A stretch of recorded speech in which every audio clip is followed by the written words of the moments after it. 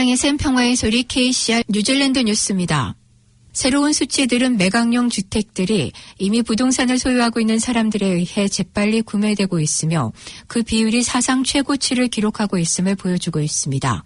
1월과 2월에는 전체 판매 주택의 41%가 투자자들에게 돌아갔으며 이들 중 29%는 저금리와 일부 이자만 지불하는 대출의 혜택을 보았고 나머지 12%는 선불을 현금으로 지불했습니다.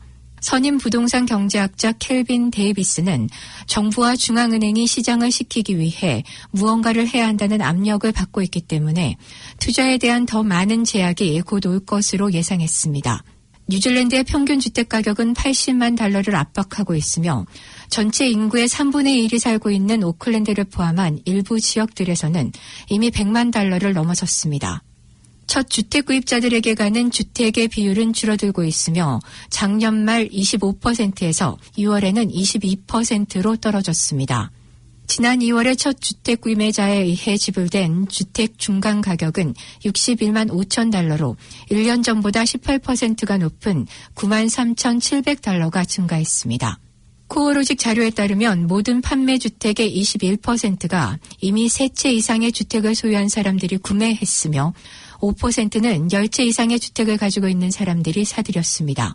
또한 판매 주택의 27%는 집을 옮기는 사람들에게, 5%는 부동산 시장에 재진입하는 사람들에게, 그리고 5%는 해외 구매자와 같은 새로운 사람들에게 돌아갔습니다.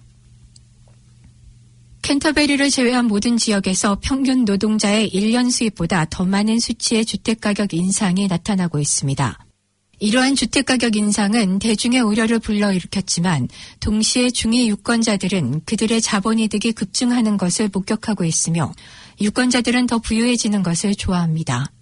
전 국민당 언론비서이자 정치평론가인 벤 토마스는 아던 총리는 주택가격 상승이 아니라 극적인 주택가격 상승에 수반되는 부정적인 홍보에 대해 우려하고 있다고 말했습니다.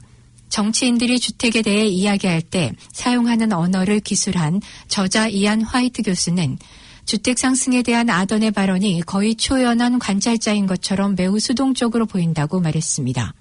그는 정부와 총리가 주택에 대해 말하는 방식이 큰 타격을 준다고 말하면서 만약 아던 총리가 키위들이 주택 가격이 상승할 것으로 생각한다고 시사한다면 그것은 주택 구입이라는 분명한 메시지를 보낸다고 말했습니다.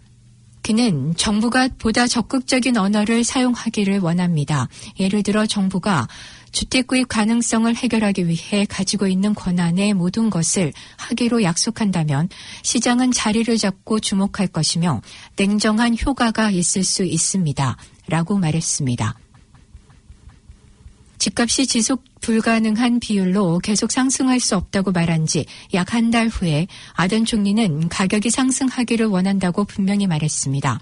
그러나 아던은 큰 상승 대신에 지속적인 절제 또는 작은 상승을 원한다고 말했습니다.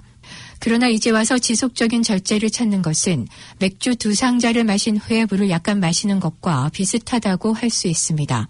전 중앙은행 수석 경제학자였던 모트 리서치의 아서 그라임스는 대다수의 유권자들이 주택가격 상승으로부터 혜택을 받기 때문에 주요 정당들이 주택가격을 억제하고 싶은 마음이 없을 것이라고 말했습니다.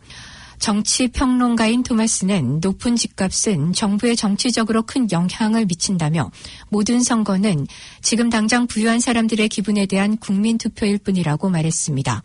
그러나 그는 다음 세대의 주택시장 진출 기회에 대한 대중의 우려가 커지고 있는 것으로 보고 있습니다.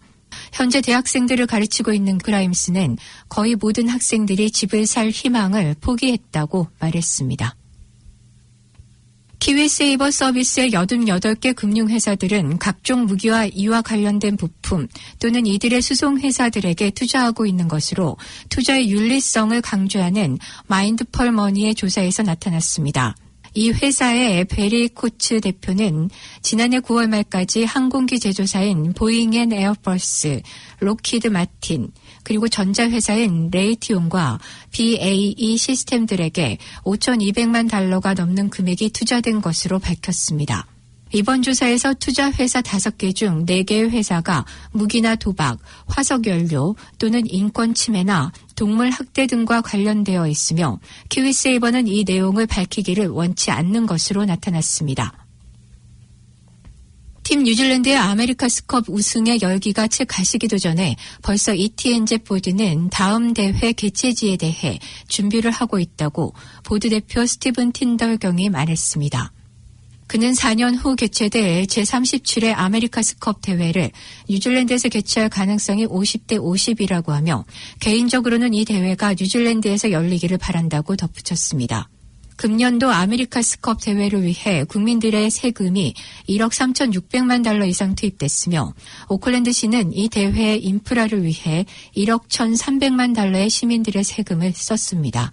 당초에는 약 2만 6천 명 정도의 해외 관광객들이 아메리카스컵 기간 동안 뉴질랜드를 방문하는 것으로 10억 달러의 경제 이익을 기대했지만 코로나 팬데믹으로 경제 효과는 매우 빈약한 수준으로 나타났습니다. 오늘의 환율 정보입니다.